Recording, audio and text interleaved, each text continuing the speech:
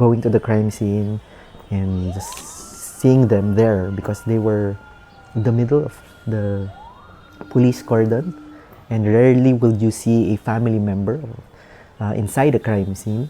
Later on, after interviewing Jenilyn, she told me she really had to push her way inside the police cordon because she wanted to feel if her partner was still alive.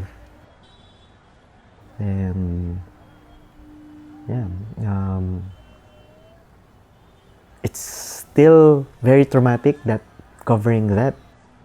And it was a photo of Jenilyn Lyres holding on to her partner, Michael Sharon, who was an alleged drug pusher, a pedicab driver, and he was shot by these motorcycle riding gunmen in Pasay. For the first year, it was basically we go into the night shift. We start from 9 p.m. until 4 a.m.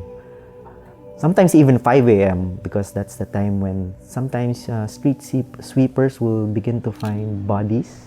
There's 5,000 who have been killed from police operations, but there's another 20 plus thousand who are classified as homicides under investigation. And included here are those people killed by vigilantes, people you see almost every day getting killed, and well, they're not given due process. During his presidential campaign, our president, Rodrigo Duterte, promised that thousands will be killed. Hitler massacred 3 million Jews. Now, there's a 3 million drug addicts. There are. I'd be happy to slaughter them. We've seen that in the engagements we've had, where local officials would actually speak about being for the killings, because if it's for the greater good, then so be it. And we need to listen to where they're coming from and see and explore common grounds. Because you cannot just persuade and insist on something. It has to kind of come from them. And the same way with this local official, where after that he just said killing is totally wrong. I mean to this day when I think of that, it like makes me want to cry. A momentum is growing. I think it's become real to a lot of people that the war on drugs is not working the way they thought it would. I guess in a way, it's become personal to a lot more people. It has come at such a high price. Yeah, and that's the thing, we shouldn't waste this moment.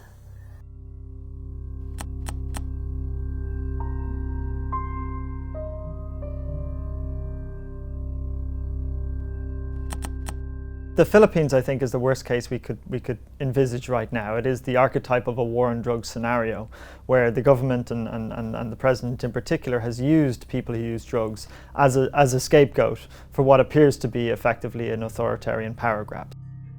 Communities of colour in the United States don't describe the war on drugs as a war on drugs. It's a war on people of colour, and it's a war on people who use drugs. And I think in the Philippines it comes home to families when its brothers, sisters, daughters, whoever it is, are the ones who are executed. LSE's role is we are an independent academic institution that has high credibility to talk about these topics, and that's, I think, why we're able so well to convene these kind of discussions. Having our links in the Philippines, having been part of events in the Philippines, and having those links in Parliament, having worked in Ireland with service providers to bring as many voices to the table and have as productive a discussion as possible, this is just in furtherance of this.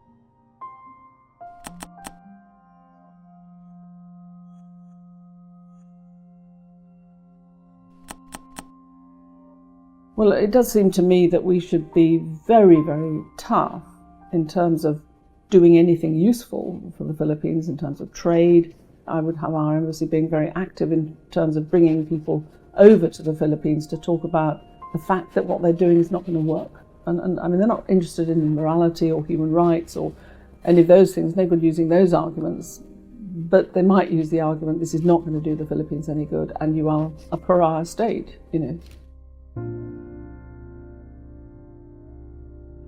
My job is for them to look at these photographs, just to make them reflect, just to look at these photographs and see these victims as people. I remember during the start of the drug war, majority of Filipinos agreed to the drug war and the killings. But now, there's a shift in thinking that they do not agree with the killings. And that is a very good step.